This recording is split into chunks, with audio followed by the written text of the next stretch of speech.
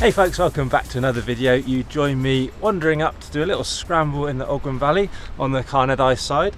This one is a quality little, virtually roadside little scramble. It's a funny word, scrambling. Like in the UK we use it a lot. If you're anywhere else in the world you probably call it mountaineering. Often I guess it's like a scale thing. There's exceptions of course. You think of like a Tower Ridge type day in Scotland, or some big link up over there. You got shaky camera, Idwal slabs over there in the background. You can go on up into the cloud, not quite into the cloud, but onto Canadian Arete and onto the bits over here which are like Gliddervac and that link up could definitely be like mountaineering, and loads of other examples as well of course. Scrambling for me is like one of those fun little things that you go and do when you don't want to do a whole day of it necessarily. And I'm just going to grab this little scramble now, and it's just coming into view over there, so you can just about probably see little pinnacles just on the skyline there. It's a lovely little walk in, partly because it's dead short, which is great. Car park is just over there. There's the boy wandering around. There he is. He's never been here before to this exact scramble. He's not going to do it, he's going to wait at the bottom. But I last did this scramble probably 20 years ago.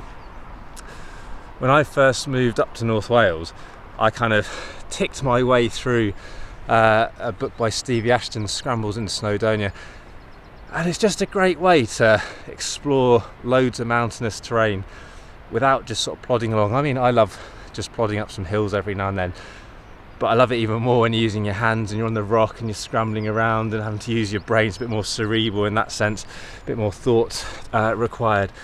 And it just, it really opened up the world of Snowdonia to me. That's how I kind of got into climbing really. Hill walking led into scrambling, led into long trad climbing routes like, you know, the East Face of Trevelle and stuff like that, grooved direct routes like that. Eventually that led into slightly harder trad, and nowadays, you know, lots of sport and bouldering as well, but I'd never leave trad and scrambling behind. I love it too much. But this was one of the routes I remember 20 years ago doing with a mate, and he wasn't quite as confident as me, and he had a little moment going between the pinnacles at the top. So we'll have a wander along. We'll talk about a few bits on the way, as I always do, and hopefully there'll be bits of nice footage because the weather's quite nice and there's a bit of breeze. There's not even any midges around, so absolutely winning at the moment.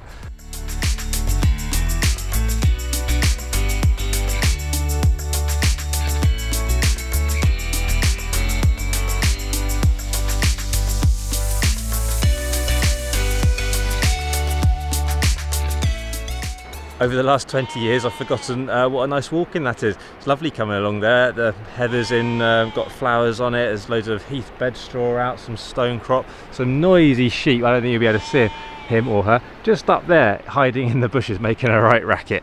The boy, he's having a little wander around as always. It's a lovely walk in. Like I say, make sure that you do, when you cross the A5 you cross over a little bridge.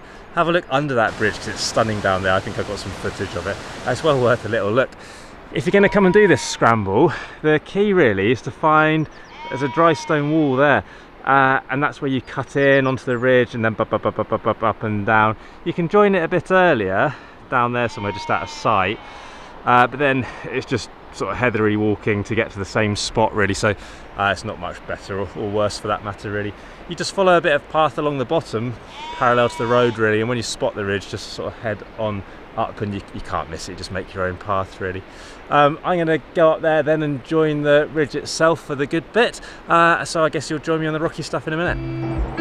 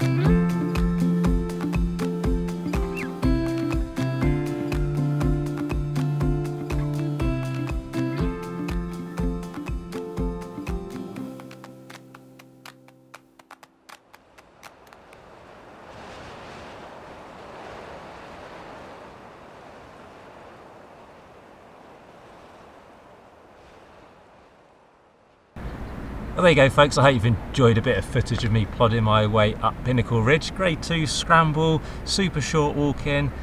Yeah, probably only takes you an hour or two from the car park, which is literally only just there. You park at the Idwal Visitor Centre, plod along, like I say, make sure you check out that bridge, and then you're up here scrambling away, having a nice time. You can go on further, there's a thing called Porcupine Ridge. You can plod on up just onto the path the Penarol went, but that's a bit of a ball ache actually just up the scree, so find yourself Porcupine Ridge and go up that if you want to continue it a bit further. But for me, I'm off to B&Q to go and buy some stuff to make a pond. Follow us on Insta, and I'll tell you why. It's because I've been using this blue ice pack today, a Dragonfly. It's ideal for this kind of stuff. It's got all my camera stuff in. I brought loads. I brought the drone, the GoPro, the proper Sony that I'm filming on, my little backup skinny Sony, and importantly as well, the guidebook. But the reason for following us on Insta is there'll be a competition very soon to win a blue ice Warthog, which is more of a mountaineering pack. This one, the blue ice Dragonfly, dead light, like less than 400 grams by the time you stripped bits off like I have. But the Warthog's like a proper mountain pack, still nice and light, but like fully featured and stuff as well. So follow us on Insta, because that'll be up in the next week or so, competition for that. If you want to get a guidebook, this is the one to get, because like I say, scrambling just opens up a whole world of adventure. You've got Idwal Slabs behind me, Devil's Kitchen, Scramble Up on Nagarn as well. There's so much in this valley. But this is a really good guidebook. I mentioned earlier the Stevie Ashton Scrambles in Snowdonia. That's still really good and you can get it, but this book, the pictures are another level of great, done by my friend Mark Reeves. There's a couple of pictures of mine in there as well, so a little plug for that. No way are we supported by Rock Facts or anything. It's just a really nice book. It's good just to flick through and get some inspiration from. And then what I tend to do normally is I don't tend to bring it with me, which is why it's in pristine condition. I'll take a photograph on my phone of the particular topo and the description and stuff, and then I've got it in my pocket ready to use, so I don't have to carry any extra weight. You can see I'm being precious about it by keeping it in this old recycled jiffy bag. Yeah, grade 2 scramble, obviously I didn't use a rope on it. There are some V-diff variations in places as well, so you can make it a little bit trickier if you want. For me, it's just nice, like I say, for that quick hit. So if you've got a couple of hours before you travel home, or you've arrived late on a Friday evening, you want to get something quick done, this could be a really good option. I'm still wearing, don't know if you can see well or not, my Sportiva TX4s. Brilliant for this kind of stuff, get them from outside, same with the bag and all the other bits I go on about. but great for this because it's a bit boggy the walk in, or not boggy, it's just been raining overnight, so it's a bit damp underfoot. Gore-Tex and keep my feet dry, but they're so sticky, and they're great edges as well. And that, like I say, is just ideal for that quick hit kind of thing. I wear them for all sorts though, ML stuff, big mountain days, short little scrambles, easy climbs, everything. I hope you've enjoyed the video. They do fire away with questions as always. The only downside of this scramble is a bit noisy. There's trucks going past and fast cars razzing up and down the A5, but like I say, great for a quick hit. Fire away with those questions though, happy to answer as best I can. Find us on Insta because there's that competition coming soon. Follow us on Facebook and that as well. Click that like button, smash the subscribe button. Loads of support from the Buy Me a Coffee thing, that's amazing. Thanks so much for all of that.